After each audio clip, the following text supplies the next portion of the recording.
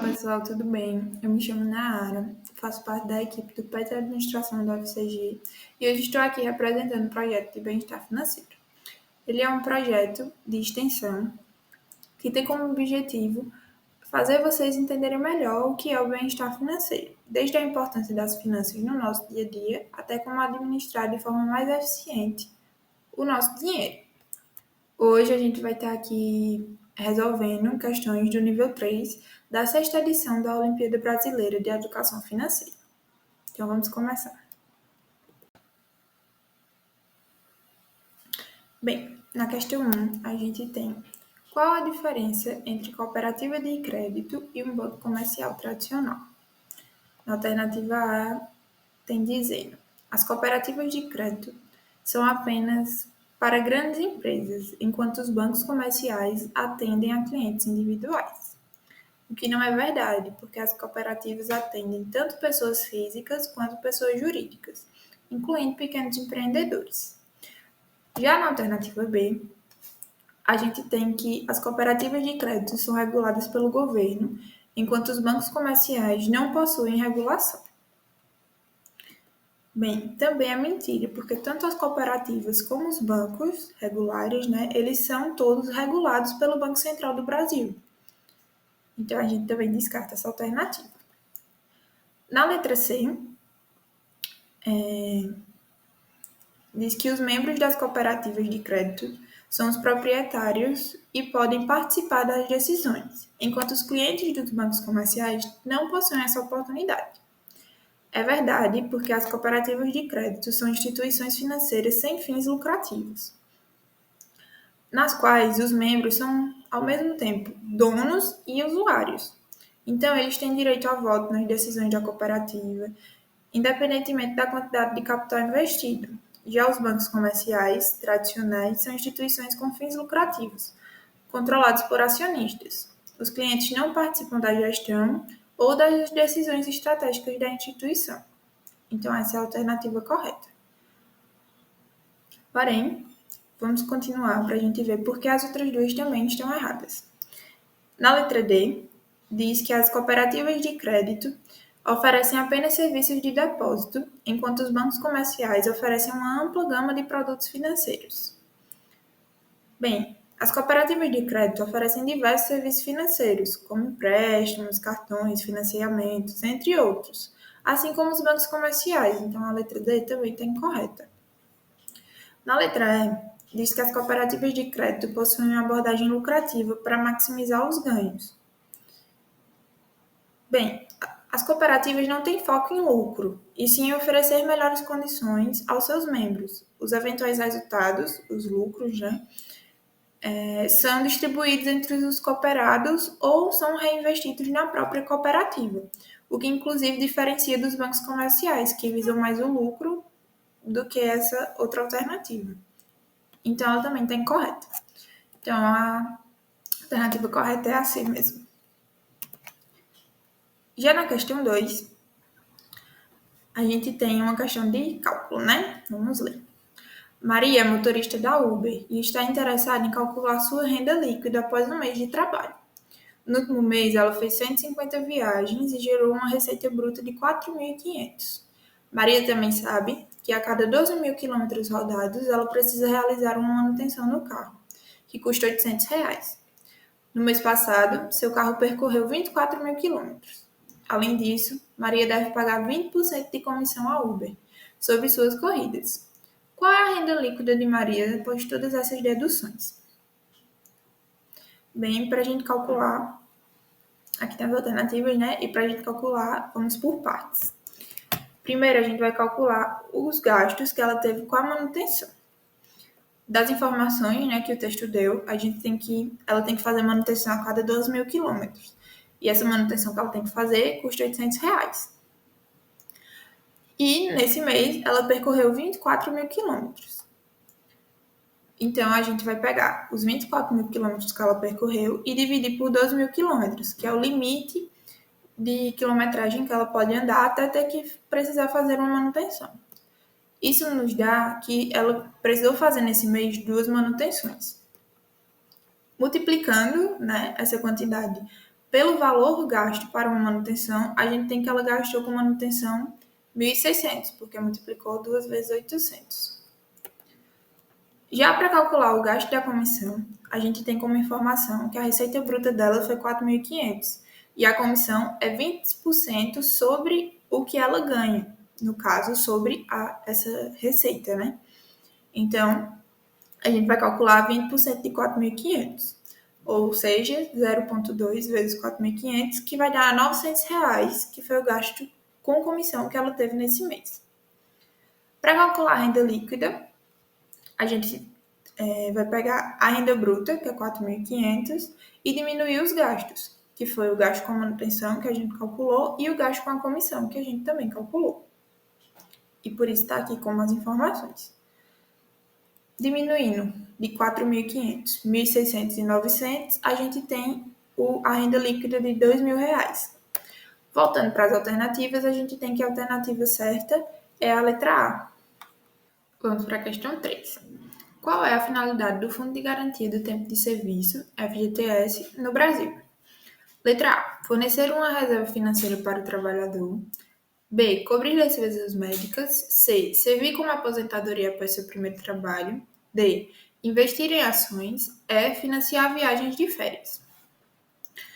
O Fundo de Garantia, do Tempo de Serviço, ele foi criado com o intuito de proteger o trabalhador demitido sem justa causa, por meio da abertura de uma conta vinculada ao contrato de trabalho.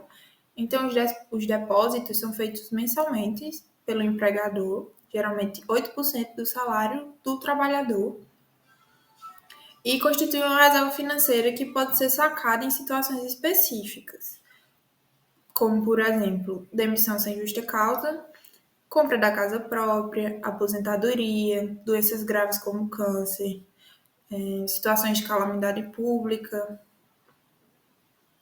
ou falecimento do trabalhador, que aí o dinheiro é sacado pelos beneficiários que ficam.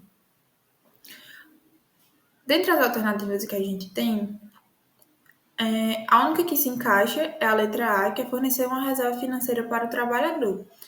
Por quê? Cobrir despesas médicas.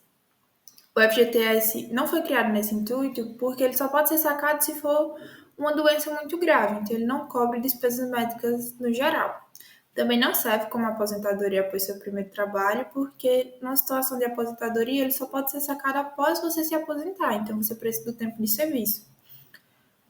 Não é para investir em ações, porque não é um dinheiro de investimento que pode ficar trancado e lucrar mais, ele precisa estar ali na conta para, se você tiver uma dessas emergências, você poder usar. E também não é para financiar a viagem de férias, é só se realmente você precisar para uma emergência. Então, a gente fica com a letra A. Na questão 4, Vinícius recebeu a notícia de que o aluguel da sua casa à beira-mar irá aumentar, passando de 1.540 para 2.156 por mês. De quanto será o percentual de aumento que o aluguel vai sofrer? Aqui a gente tem as alternativas.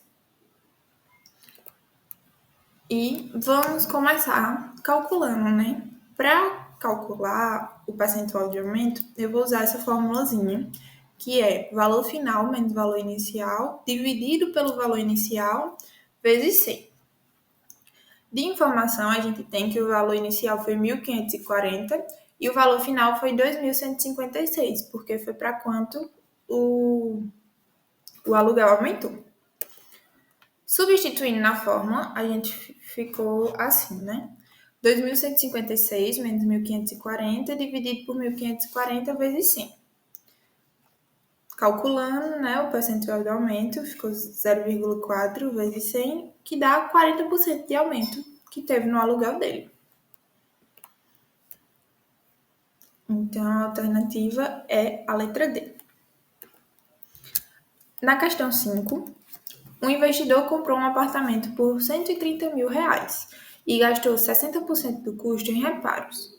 Ele vendeu o apartamento por R$ 275 mil. Qual foi o seu lucro? Vamos calcular. Primeiro, a gente vai calcular os gastos que ele teve com esse apartamento. Ou seja, ele comprou, né, o valor de compra do apartamento foi 130 mil. E ele também gastou com reparos, que é 60% do valor que ele comprou. 60% de 130 mil. Multiplicando, né, 0,6 por 130 mil, a gente tem o valor de 78 mil que ele gastou com reparos no apartamento. Fazendo o custo total, somando 130 mil, que foi o valor de compra do apartamento, com o valor que ele gastou nos reparos, a gente tem 208 mil, que foi o total que ele gastou nesse apartamento. Para saber o lucro obtido, a gente vai pegar o valor que ele vendeu o apartamento e diminuir pelo custo que ele teve no apartamento. Então, 275 mil menos 208 mil, ele teve um lucro aí de 67 mil, que é a alternativa B. Vamos para a questão 6. A partir das seguintes considerações sobre a reserva de emergência, assinala a alternativa correta. Alternativa 1. É uma reserva destinada a proporcionar segurança financeira em momentos de crise ou instabilidade. Está correto, porque a reserva de emergência serve justamente para garantir a segurança financeira em momentos inesperados, né? Como a perda de emprego ou algum problema de saúde. Então, está correto. Na alternativa 2, deve ser equivalente a determinado período de despesas básicas, como, por exemplo, entre 3 a 6 meses. Também está correto, porque é recomendado que a reserva de emergência cubra entre esses 3 a 6 meses de despesas básicas, né? Podem variar dependendo do perfil da pessoa, porque justamente se você tem uma emergência ali de perder o emprego inesperadamente, você vai ter como se manter ali entre 3 a 6 meses tranquilamente, né? Manter suas despesas básicas e podendo procurar outro emprego sem se desesperar. Ou é uma quantia também muito boa de se ter se você tiver uma despesa médica inesperada, que geralmente é um custo alto. Então está correto. Na alternativa 3, deve estar facilmente acessível, permitindo o resgate rápido do dinheiro. Também está correto, porque o intuito da reserva de emergência é justamente se você tiver uma emergência, né, que é algo que você não espera, uma surpresa, você poder utilizar aquele dinheiro para cobrir aquele gasto que você não estava esperando. Então, ele tem que ser um resgate rápido. Se ele for investido, ele tem que ser investido em investimentos de alta liquidez, para que você possa resgatar rapidamente, sem perder significativamente o valor, né? Como, por exemplo, deixar o dinheiro numa poupança. Então, está correto. Na alternativa 4, deve ser investido em ativos de risco, buscando obter o máximo de retorno financeiro. Está incorreta, por quê? O objetivo não é maximizar o retorno desse dinheiro, não é você ter lucro sobre ele, mas o objetivo é preservar esse capital e garantir a liquidez dele para que quando você precise, você possa usar. Então, você não pode arriscar um dinheiro se quando você tiver uma emergência, você quer utilizar aquele dinheiro. Se você arriscar e perder, você não vai ter mais o dinheiro no momento que você precisar. Então, ela está incorreta. Ficamos, então, com as alternativas 1, 2 e 3, que é a letra B. Vamos para a questão 7. Aline Cristiane aplicou um capital de 2.200 a taxa de 20% ao ano, durante 3 anos. Qual foi o valor de juros simples recebido? Bem, aqui a gente vai aplicar a fórmula de juros, né? Que acho que vocês conhecem, que é juros igual a capital vezes a taxa de juros vezes o tempo. Essa é a fórmula de juros simples. No texto da questão, a gente tem as informações que o capital é 2.200, a taxa de juros é 20% ao ano, ou seja, fica 0,2, né, quando a gente transforma para o decimal, e o tempo foi de 3 anos. Aplicando na fórmula, fica 2.200 vezes 0,2, ou 0,20, né, vezes 3, que dá um total de 1.320, que foi os juros que a Aline Cristiane recebeu. ou seja, a alternativa A. Questão 8. Ao todo, 9 moedas oficiais já circularam pelo Brasil. No geral, ocorre esse tipo de mudança por meio da inflação elevada, que deteriora rapidamente a moeda em circulação. Sabendo disso, e com base nos seus conhecimentos adquiridos, assinala a alternativa em que cita algumas moedas que já circularam pelo Brasil. Dentre as alternativas, a gente já consegue descartar duas de cara, porque escambo não é uma moeda, é, na verdade, uma troca direta de mercadorias, né? Mangos é uma gíria para dinheiro, mas também não é uma moeda. E Rio e Marabaia nem sequer representam dinheiro. Então a gente já descarta a letra D e a letra E. Sobrando as outras alternativas. Bem, euro é uma moeda existente, mas é a moeda dos países europeus e nunca foi uma moeda brasileira. Peso também é uma moeda existente, mas é de países como a Argentina e nunca foi uma moeda brasileira. Iene é a moeda japonesa atual e o dólar é uma moeda americana. Também nunca foram moedas brasileiras. Então a gente pode descartar a letra A e a letra B também. Nos restando a letra C, né, que tem réis, cruzeiro, cruzeiro novo e cruzados, que todas as quatro já foram moedas brasileiras. De 1940 para cá, teve muitas mudanças, né? O réis foi uma moeda oficial brasileira até 1940 e de lá para cá teve muitas mudanças entre cruzeiro, cruzeiro novo, cruzado, até chegar no real ali na década de 90, praticamente, que é a moeda oficial do Brasil até hoje em dia. Então a alternativa certa é a letra C. E é isso, pessoal. Eu agradeço demais vocês terem acompanhado até aqui, né? Agradeço a atenção e espero ter ajudado vocês com a resolução dessas questões. Desejo muito sucesso para vocês na Olimpíada desse ano. E se vocês quiserem conhecer mais sobre o PET Administração UFCG e também sobre o projeto de bem-estar, vocês podem seguir a gente no Instagram, é PETADM UFCG, certo? E caso fiquem com alguma dúvida, podem deixar aqui nos comentários que a gente sempre vai estar olhando e tentando responder, ou mandar também pelo nosso Gmail, que é petadmfcg@gmail.com. É isso. Obrigada e tchau, tchau.